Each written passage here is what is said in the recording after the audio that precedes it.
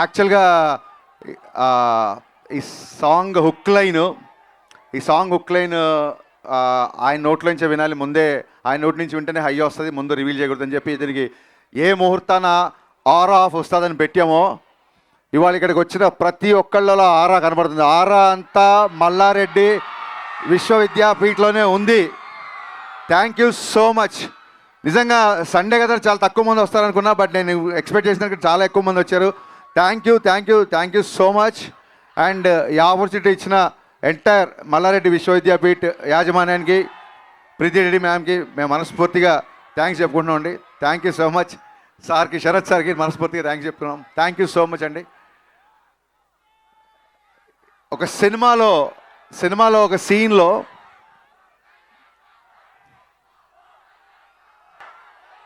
ఆయన గురించి మాట్లాడుతున్నా. సో సినిమాలో ఒక సీన్లో ఈ డైలాగ్ వస్తుంది. ఇదేంటంటే ఆ డైలాగ్ రాసే ముందు ఒక చిన్న నాలో ఉన్న ఆలోచన ఏంటంటే, ఒక 2 decades నుంచి కళ్యాణ్ గారి మేనరిజం చేస్తున్నారు, బట్ దీనికి ఒక వర్బల్ ఎక్స్ప్రెషన్ ఇస్తే బాగుంటుంది, ఇలా అనగానే ఒక మాట గుర్తుకు రావాలి డెఫినెట్గా అన్న థాట్ నుంచి ఆ డైలాగ్ వచ్చింది. ఆ డైలాగ్ వచ్చిన తర్వాత ఈ సాంగ్కి ఇదే హుక్ లైన్ అయితే చాలా బాగుంటుంది అనిపించింది. ఎందుకంటే సినిమాలో ఉన్న ఎమోషన్ నుంచి అది స్టార్ట్ అవుతుంది కాబట్టి ఇది యాప్ట్ అనిపించింది. ఈ హుక్ లైన్ చెప్పగానే ఫస్ట్ డిఎస్పి గారు ఎగిరి గంతేశారు. అసలు అంటే ఒక ఫిలాసఫీ చెప్తూ కూడా, ఒక మాస్ హుక్ లైన్తో కూడా ఒక ఫిలాసఫీ చెప్పొచ్చు అన్న టైప్లో ఆయన ఒక కాంప్లిమెంట్ ఇచ్చారు. ఆ తర్వాత ఆ ఆరాకి ఖచ్చితంగా ఆస్కార్ పెన్నే కావాలి అనిపించింది. ఇమ్మీడియట్గా మా బోసన్న దగ్గరికి వెళ్ళా. బోసన్నకి నాకు రిలేషన్ అసిస్టెంట్ డైరెక్టర్గా ఉన్నప్పటి నుంచి, నేను డైరెక్టర్ అవ్వక ముందు నుంచి నన్ను చూస్తున్నాడు. మళ్ళీ నాకు ఆటోగ్రాఫు, గబ్బర్ సింగ్ ఈ రోజులు గుర్తొచ్చాయి అన్న. కంటిన్యూగా అంటే సాంగ్ వచ్చేంత వరకు బోస్ గారు నేను హోటల్లో చెక్-ఇన్ అయ్యామంటే లిరిక్ పేపర్తోనే బయటికి వెళ్ళాం. ఇంకా హోటల్ విడిచిపెట్టి బయటికి వెళ్ళలేదు. నాకు తెలిసి ఒక 2-3 రోజులే కూర్చున్నాము. బట్ ఫస్ట్ డే ఒక 4 hours, సెకండ్ డే ఒక 8 hours సాంగ్ అయిపోయింది. యాక్చువల్గా ఫస్ట్ డేనే దేవి గారికి వినిపిద్దాం అనుకున్నాం, లేదు ఇంకొకసారి మళ్ళీ డబల్ చెక్ చేసుకుని ఆయనకు వినిపిద్దామని చెప్పి రెండో రోజు మళ్ళీ కూర్చొని మళ్ళీ కొన్ని లైన్లు యాడ్ చేసి అప్పుడు దేవి గారికి వినిపించాము.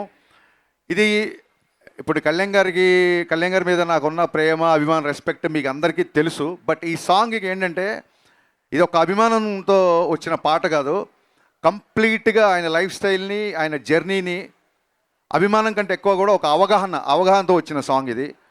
సో అంటే ప్రతి ఫ్యాన్ మనసులో తన గురించి ఏమనుకుంటాడో కళ్యాణ్ గారి వ్యక్తిత్వాన్ని యాజ్ ఇట్ ఈజ్గా ప్రతిబింబిస్తూ ప్రతి లైన్, అంటే హీరోయిజం సాంగ్స్ రాసినప్పుడు ఏమవుతుందంటే ఒక లైన్ రాస్తే అది ఏ హీరోకైనా సూట్ అయ్యేలా ఉంటుంది యాక్చువల్గా, డెఫినెట్గా హీరో ఎలివేషన్స్ రాస్తున్నప్పుడు.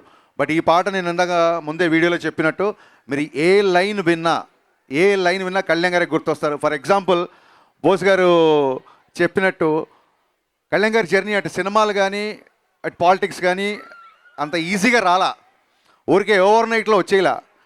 సో ఆ జర్నీ ఎంత కఠినం అని అందరికీ తెలుసు.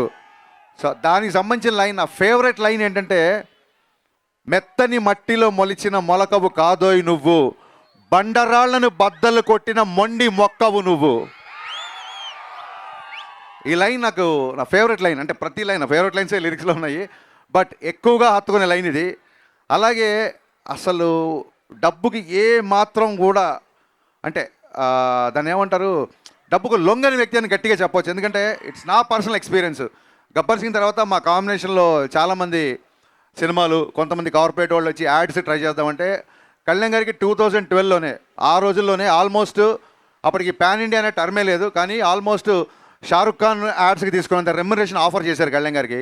బట్ ఆయన ఆ కార్పొరేట్ ప్రొడక్ట్స్ కొన్ని ప్రొడక్ట్స్ హెల్దీ కాదని, కొన్ని ప్రొడక్ట్స్ కిడ్స్కి మంచిది కాదని చెప్పి ఆయన రిలీజ్ చేశారు. ఆ యాడ్ నన్ను తీయమన్నారు. నా కళ్ళ ముందు ఆయన కొన్ని కోట్ల రూపాయలు వేసే యాడ్స్ని రిజెక్ట్ చేశారు. ఇంకోళ్ళు చేయడం, ఈయనకి చేయకపోవడం అని కంపారిజన్ కాదు, ఎవరి ధోరణి వాళ్ళది. బట్ ఆయన వ్యక్తిత్వాన్ని ప్రస్ఫుటించేలాగా, అందుకే ఎక్కడన్నా తనకి నెగటివ్ ఉన్నా, ఎక్కడన్నా తనకి ప్రతిబంధక ఉన్నా చొచ్చుకెళ్ళే తత్వం అయింది. అందుకే ఆ లైన్ వచ్చింది, ఏటికి ఎదురీదడం అంటే ఎవ్రీడే ముందుంటాడు. ఎదురీదడం అంటే ఎవరైనా భయపడతారు, ఏటికి ఎదురీదడం అంటే ఎవ్రీడే ముందుంటాడు, ఎవరెస్ట్ అంతటి ధనరాశిని ఎంట్రుకలా విసిరేస్తాడు. సో ఈ జర్నీ అంతా ఈ సాంగ్లో పెట్టడానికి ట్రై చేసాము. లాస్ట్ టైం సాంగ్ రిలీజ్ అప్పుడు చెప్పినట్టే మళ్ళీ డిఎస్పి గారు పాట పెట్టలేదు, ప్రాణం పెట్టారు ఈ పాటకి. ఆయన నేను ఆల్మోస్ట్ ఒక 1 వీక్ 10 days, నాకు తెలిసి ఈ పాటకు స్పెండ్ చేసిన టైం మనం ఏ సాంగ్కి స్పెండ్ చేయలేదు. చాలా రోజులు నేను ఒక 5-6 సార్లు ఈ పాటకి చెన్నై వెళ్ళాల్సి వచ్చింది. ఆయన కొన్నిసార్లు బాగా వచ్చిందంటే ఓకే అన్నప్పుడు కాదు కదా ఇంకా బెటర్గా చేస్తాను, కొన్నిసార్లు సార్ ఇది ఎక్కువ బీజం ఏదో మార్చాలని. ఈ సాంగ్కైనా తర్జన భర్జనలు మామూలు విషయం కాదు, but we're seeing the result today. Thank you sir. అంటే మీరందరూ కళ్యాణ్ గారికి రిలీజ్ అప్పుడు పాలాభిషేకం చేస్తారు కదా, దేవి గారు పాటాభిషేకం చేశారు, కళ్యాణ్ గారికి పాటాభిషేకం చేశారు ఈ పాటతో. అలాగే మా బోస్ గారు తన ఇంకుతో ఈ పాటకి అన్న శిరాభిషేకం చేసావు నీ శిరాతో, అందుకే ఈ పాట ఇలా వచ్చింది. Thank you so much. ఎక్కడికి వెళ్ళిన అడుగుతున్నారు ఉస్తాద్ భగత్ సింగ్ ఎలా ఉంటుంది. Now it's high time, release దగ్గర పడుతుంది. March 26 సినిమా రిలీజ్ అవుతుంది. ఎలా ఉంటుంది అని మొన్న ఒక వెరైటీ ఇండియా మ్యాగజైన్, ఆయన ఒక నేషనల్ లెవెల్ మ్యాగజైన్ ఆయన ఒక క్వశ్చన్ వేసినప్పుడు ఒకటే ఆన్సర్ చెప్పాను. పవన్ కళ్యాణ్ గారి ఫ్యాన్స్, జనరల్ సినిమా ఆడియన్స్ ఏమేం కోరుకుంటున్నారో అన్నీ, ఎవ్రీథింగ్ A to Z పుష్కలం, యూ నేమ్ ఇట్.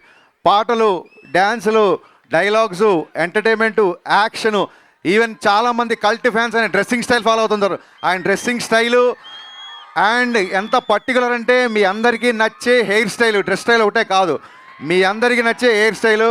2:30 సినిమాలో 2 గంటలు తృప్తిగా పవన్ కళ్యాణ్ గారిని చూసుకుంటారు. 2 గంటలు పవన్ కళ్యాణ్ గారు మేము ముందుంటారు. ఆయన మనస్ఫూర్తిగా నవ్వి ఈ సినిమాల్లో చాలా కాలం అయింది. దీంట్లో ఆయన సెన్స్ ఆఫ్ హ్యూమరు, సహజంగా ఉండే ఆయన ఎటకారం, ఆయన కామెడీ, ఆయన లాఫ్, ఆయన ఎనర్జీ, ఆయన swag, you name it, whatever you name it, that is there in the film. So కలెక్షన్లు, సక్సెస్లు అంటారా, ఇదంతా దైవాధీనం. బట్ సినిమాకి వచ్చినప్పుడు నేనేమనుకున్నానంటే ఎవ్రీ పవన్ కళ్యాణ్ గారి fan best of Pavan Kalyan experience ఈ సినిమాలో ఉండాలి అని అనుకున్నాను. అలాగే ఉంది. కళ్యాణ్ గారు లాస్ట్ సినిమా చెప్పినట్టు కళ్యాణ్ గారు ప్రాణం పెట్టి పనిచేశారు ఈ సినిమాకి. కొన్నిసార్లు పగలు అక్కడ మంగళగిరిలో ఉండి నైట్ ఇక్కడికి వచ్చేసేవాళ్ళు. 18 గంటలు, రోజుకి 18 గంటలు కళ్యాణ్ గారు పనిచేసే సందర్భాలు ఉన్నాయి ఈ సినిమాకి. అండ్ దాన్ని ఏమంటారు, ఈ పాట ఎస్పెషల్లీ నేను బోస్ గారికి చెప్పింది ఏంటంటే, ఈ పాట కళ్యాణ్ గారి మీద నాకున్న ప్రేమ. సో బేసికల్గా నేను ఒక ప్రేమ లేఖ రాయాలి సార్ అన్నాను, ఆయన దానికి సిరా ఇచ్చారు. థ్యాంక్ యూ బోస్ అన్న, థ్యాంక్ యూ సో మచ్. ఈ పాటే కాదు, సినిమాలో ఏ పాట అయినా సరే చాలా గ్రాండ్గా, చాలా విజువల్లీ ఒక ఫీస్ట్ లాగా ఉంటుంది. దానికి రీజన్ నన్ అదర్ దాన్ మా ప్రొడ్యూసర్లు నవీన్ గారు, రవి గారు. వాళ్ళిద్దరు లిటరల్గా ఒక 3 ఏళ్ళు నన్ను భుజాల మీద మోసారు. అంటే లిటరల్గా కాదు, వాళ్ళ హైట్కి ఎవరైనా భుజాలు ఎక్కితే మట్టు కింద పడిపోతారు. వాళ్ళు జాగ్రత్త ప్లాన్ చేసుకున్నారు. సో భుజాల మీద పోయడం ఏంటంటే ఏ రోజు కూడా, అంటే కొంచెం ప్రాజెక్ట్ మేము అనుకున్న దానికంటే డిలే అయింది కాబట్టి ఏ రోజు కూడా చిన్నపాటి అసహనం కానీ, చిన్నపాటి నిరాశ కానీ లేకుండా ప్రొడక్షన్లో నేను అడిగిందే కాదు, నేను అడిగిన దానికంటే ఎక్కువ ఇచ్చారు. వాళ్ళు చిన్న ట్రాఫిక్లో ఇరుక్కున్నారు. They are on the way, any moment they'll be reaching here. So Naveen గారికి, రవి గారికి అండ్ డే అండ్ నైట్ కష్టపడుతున్న మళ్ళీ మా డిపార్ట్మెంట్కి, దేవి గారు ఎన్ని థ్యాంక్స్ చెప్పినా, అంటే నాకు చాలాసార్లు అనిపిస్తుంది ఇళయరాజా గారు, ఆర్డి బర్మన్, ఏఆర్ రెహమాన్, దేవి గారు వీళ్ళందరూ కేవలం మ్యూజిక్ చేయడానికే పుట్టారేమో, వీళ్ళకి మ్యూజిక్ చేయడం తప్ప ఇంకే పని రాదేమో అనిపిస్తుంది. సర్జీ, heartfelt thanks to you. Thanks for always being there, not just like a music director, more than a music director, more than a brother, more than a guide. Thank you so much. మీరు అక్కడ Filmfare award తీసుకొని ఫాస్ట్గా ఈవెంట్కి రావడంకు అందుకు మళ్ళీ thanks చెప్తున్నా. Thank you guys. So remember March 26th.